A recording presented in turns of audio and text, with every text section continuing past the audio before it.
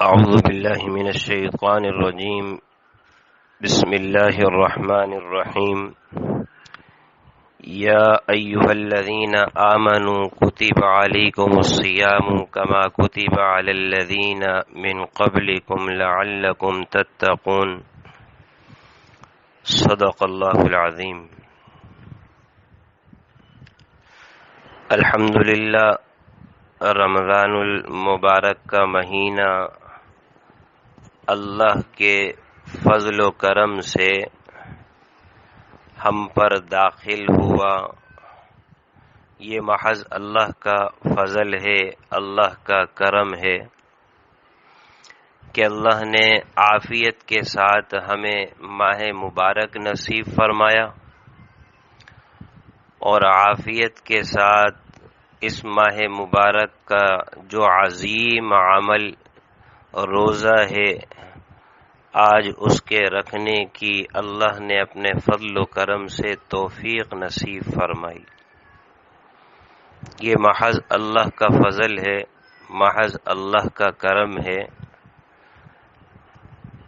ہم اس پر جتنا شکر ادا کریں کم ہے، لیکن شکر گزاری کا مطلب یہی ہے کہ ہمیشہ شکر ادا کرتے کرتے ہی رہیں، اور اللہ سے دعا ہے اللہ اسی شکر کی ادائیگی کے ساتھ ہمیں اپنے پاس بلائے کہ ہم اللہ کے فرما بردار، تابع دار، اللہ کو راضی کرنے والے بندے ہوں.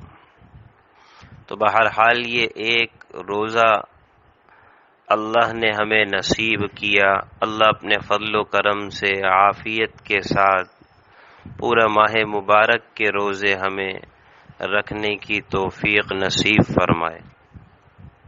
صحت کے ساتھ، ہمت کے ساتھ آدمی ہر حال ہر لمحہ اللہ سے دعا کرتا رہے، کوئی وقت دعا کے حوالے سے خالی نہ رہے، دل ہی دل میں اللہ سے عافیت مانگتا رہے. جس نے عافیت مانگ لی، عافیت میں سب کچھ شامل ہو گیا. اللہ سے یہ دعا مختصر ہے، یا اللہ عافیت نصیب فرما، دین کی عافیت، دنیا کی عافیت، آخرت کی عافیت، اس میں ساری چیزیں شامل ہو جاتی ہیں. بہرحال اللہ عز و جل اس آیت کریمہ میں ارشاد فرما رہے ہیں کہ اے ایمان والو، یا ایھا الذین آمنو، اے ایمان والو. ایک محبوبانہ خطاب ہے، جیسے آدمی یا کوئی باپ اپنے بچوں کو کیسے پکارتا ہے، اے میرے بچوں. اسی طرح سے اللہ کی ذات تو لم یلد ولم یولد ہے، لیکن اللہ اپنے ماننے والوں سے بہرحال بڑی محبت کرتا ہے، بڑی محبت کرتا ہے اللہ اپنے ماننے والوں سے. اور اللہ اتنی محبت کرتا ہے کہ ہم اس کا اندازہ نہیں کر سکتے اور اندازہ نہیں لگا سکتے کہ اللہ اپنے ماننے والوں سے، اپنے بندوں سے کتنی محبت کرتا ہے. ایک ماں محبت کرتی ہے، اس سے بڑھ کر کئی گنا زیادہ اللہ اپنے بندوں سے محبت کرتا ہے. تو یہاں پر اللہ عز و جل مخاطب ہیں، اے ایمان والو، اے میرے ماننے والو. اللہ بتا رہے ہیں مخاطب کر کے، جیسے کوئی آدمی کسی کو اپنے قریب کرنا چاہتا ہے تو اس کو پکارتا ہے اس کے خاص لقب سے جو وہ پسند کرے. تو یہاں پر بھی اللہ پکار رہے ہیں، اے ایمان والو، جو کہنے والے ہیں آمنت باللہ، ہم تو اللہ پر ایمان لاتے ہیں. اللہ ان سے مخاطب ہے، یا ایھا الذین آمنو. اس کے بعد اللہ عز و جل فرما رہے ہیں کتب علیکم الصیام، کہ دیکھو ہم نے تمہارے اوپر روزے فرض قرار دیے، روزے فرض قرار دیے.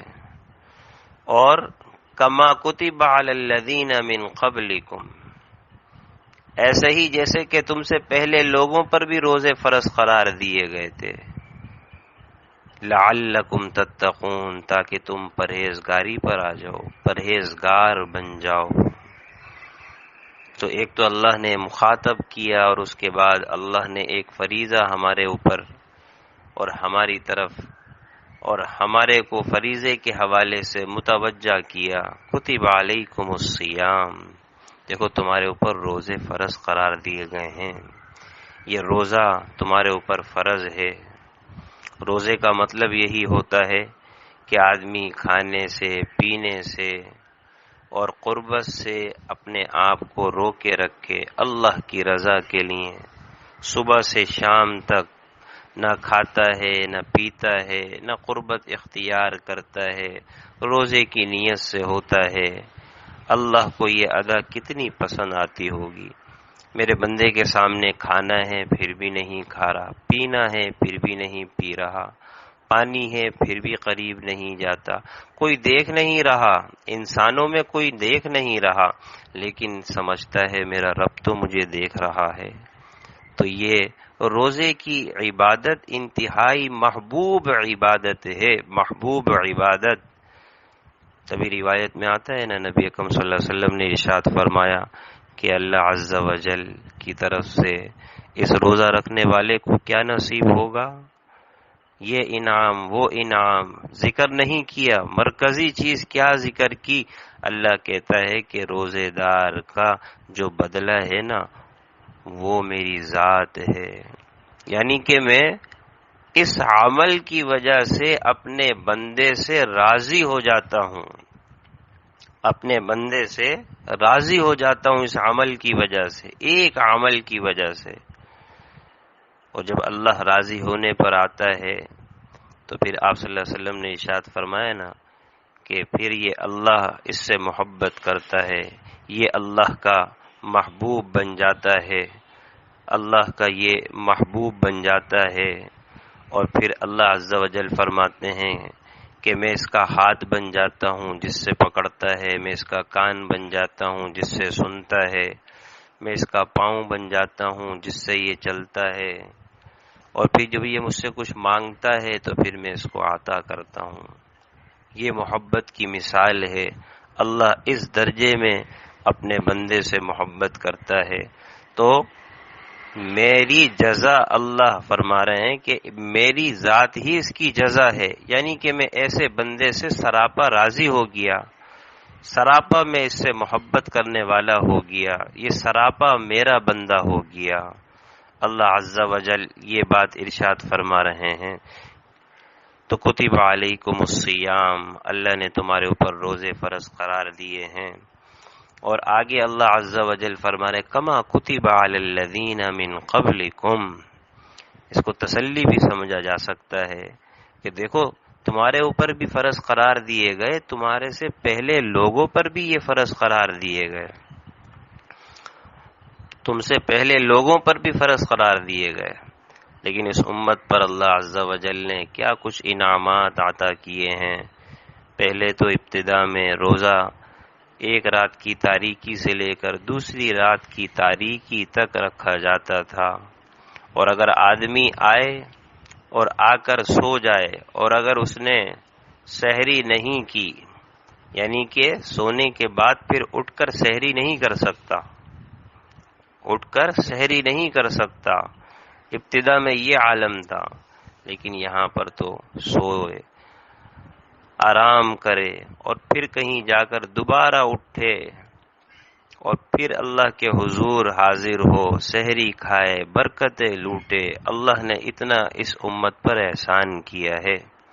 تو من قبلکم، تم سے پہلے بھی یہ اللہ نے روزے رکھے تھے، اس امت کا خاصہ ہے، اس امت کو جو بھی دین دیا ہے، اور اس دین کی حفاظت اللہ فرما رہے ہیں، اور اس دین کی حفاظت کے لیے اللہ نے ایک طبقہ علماء امت کا رکھ دیا ہے جو ہمیشہ سراپا اس دین کی حفاظت کرتا رہے گا، کوئی ملامت کرے ملامت کی فکر نہیں، کوئی موافقت کرے موافقت کی فکر نہیں، اللہ کی رضا کے لیے یہ کام کرتا رہے گا۔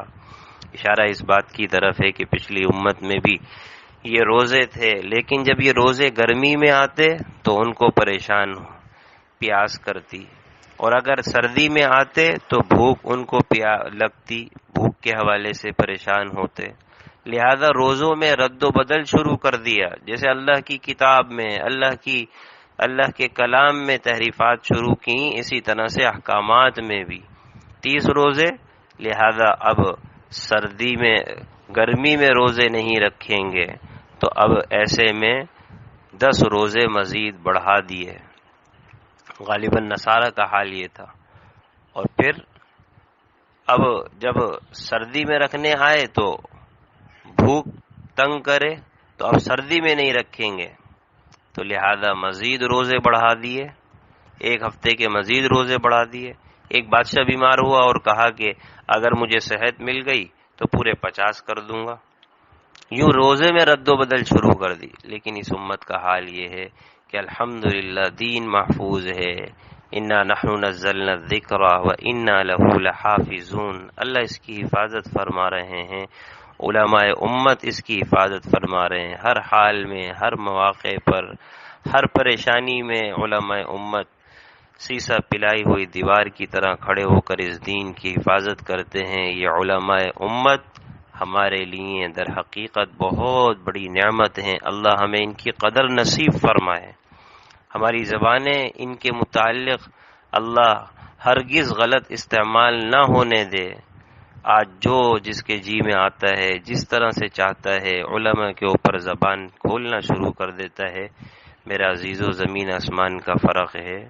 ایک ڈاکٹر کے پاس ہم جاتے ہیں، وہ جو کچھ لکھ رہا ہوتا ہے گردن جھکا کر سارا پورا نسخہ اٹھا کر لے کر آ جاتے ہیں، کبھی ان سے حرف منہ سے نکال کر کچھ نہیں کہتے۔ تو دنیا کی بات ہے، یہ دین کے محافظ ہے، دین کی بات کرتے ہیں، اللہ اس کے رسول کی بات کرتے ہیں، لیکن ان کے متعلق کیا کچھ امت میں حالات اور معاملات ہمارے سامنے ہیں، اللہ اس گھڑی سے ہماری حفاظت فرمائے۔ بہرحال اللہ فرما رہے ہیں کما کتب علی الذین من قبلکم، جیسا کہ تم سے پہلے لوگوں پر بھی یہ روزے فرض قرار دیے گئے۔ آگے اللہ فرما رہے ہیں لعلکم تتقون، یہ روزے جو فرض قرار دیے گئے تاکہ تم تقوی اختیار کرو، پرہیزگاری اختیار کرو، اللہ سے ڈرنے کا اہتمام کرو۔ اور روزے میں یہ خاصیت ہے کہ جب آدمی اس روزے کو رکھنے کا اہتمام کرتا ہے تو تقوی کی قوت اس کو حاصل ہوتی ہے۔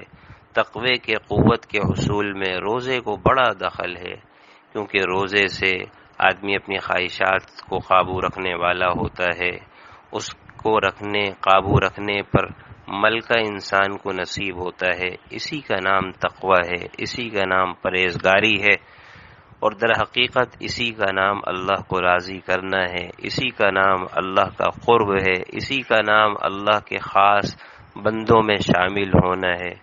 یا ایھا الذین آمنوا اتقوا اللہ، ایمان والو اللہ سے ڈرو، اللہ سے ڈرو۔ تو آدمی جب روزہ رکھ رہا ہوتا ہے تو در حقیقت اللہ کے نیک بندوں میں شامل ہو رہا ہوتا ہے، تو اللہ نے اس کا خاصہ بیان کر دیا لعلکم تتقون۔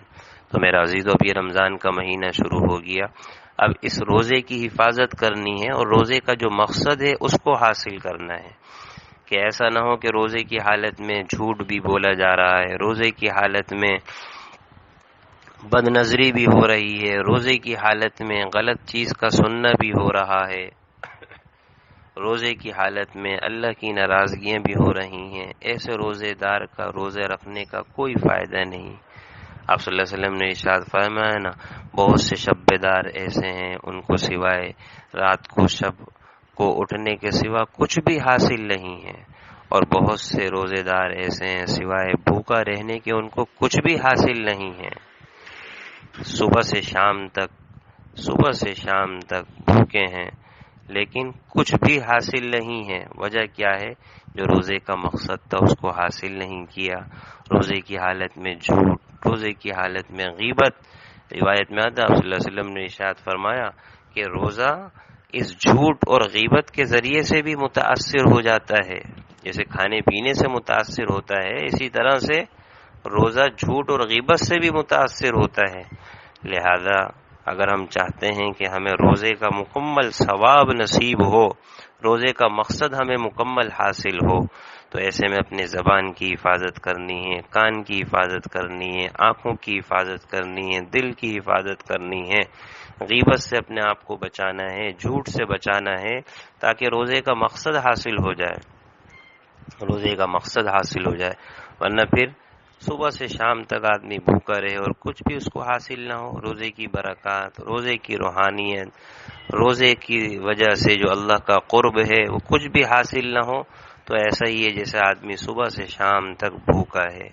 لہذا اپنے روزے کی خوب حفاظت کی جائے۔ روزہ ایک ڈھال کے مانند ہے، ڈھال، جیسے ڈھال کی آدمی دیکھ بھال کرتا ہے اور ڈھال کی وجہ سے انسان محفوظ رہتا ہے، اسی طرح سے اگر روزے کی حفاظت رکھے گا تو انشاءاللہ پھر آدمی گناہوں سے بچے گا، اللہ کا قرب حاصل ہوگا، تقوی حاصل ہوگا، پرہیزگاری حاصل ہوگی۔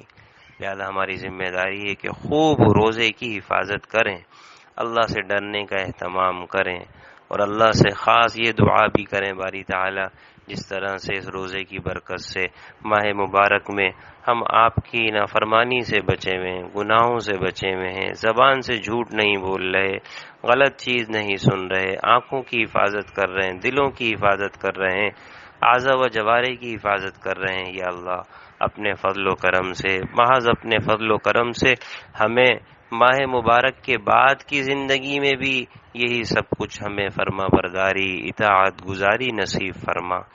کہ مہینہ مانگنے کا بھی ہے، اللہ سے خوب مانگا جائے، افطار کے وقت اللہ سے دعا کی جائے، باری تعالی ہماری زندگی تبدیل ہو جائے، ہم نیک بن جائیں، ہم صالح بن جائیں، ہم پرہیزگار بن جائیں، ہم متقی بن جائیں۔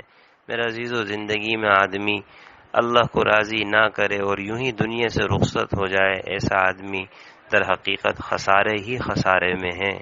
لہذا افطار کے وقت، سحری کے وقت، تہجد کے وقت خوب اللہ سے مانگیں۔ اس روزے کے عالم میں آدمی اللہ کی بارگاہ میں دعا کرتا ہے، اللہ اس کی دعا کو رد نہیں فرماتے۔ روزے دار کی دعا رد نہیں ہوتی، روزے دار کی دعا رد نہیں ہوتی۔ افطار کے وقت اللہ سے خوب دعاؤں کا اہتمام ہو، خوب اللہ سے مانگنے کا اہتمام ہو، اپنے لیے، اپنے والدین کے لیے، اپنی آل اولاد کے لیے، اپنے عزیز و اقارب کے لیے، اپنی زندگی کے لیے، عافیت کے لیے اللہ سے خوب سوال کریں۔ یا اللہ یہ زندگی ہماری دین کے مطابق بنا دے کہ ہم اس حال میں آپ سے ملاقات کرنے والے ہوں کہ ہم آپ سے راضی، آپ ہم سے راضی ہوں اور ہم آپ کو راضی کرنے والے ہوں۔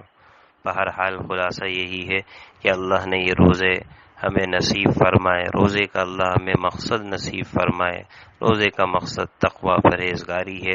آدمی جب روزے کا حق ادا کرے گا انشاءاللہ اللہ کی ذات سے امید یہی ہے کہ جب اس کا حق ادا کرے گا، رمضان کا حق ادا کرے گا، تو بعد رمضان میں بھی انشاءاللہ یہ روزے سے حاصل ہونے والا تقوی، یہ روزے سے حاصل ہونے والی پرہیزگاری، یہ روزے سے حاصل ہونے والی اللہ کی فرما برداری، انشاءاللہ اس میں برکت ہوگی، اور پھر اسی کی برکت سے انشاءاللہ پورے پھر سال اللہ کی ہمیں فرما برداری انشاءاللہ نصیب ہوگی۔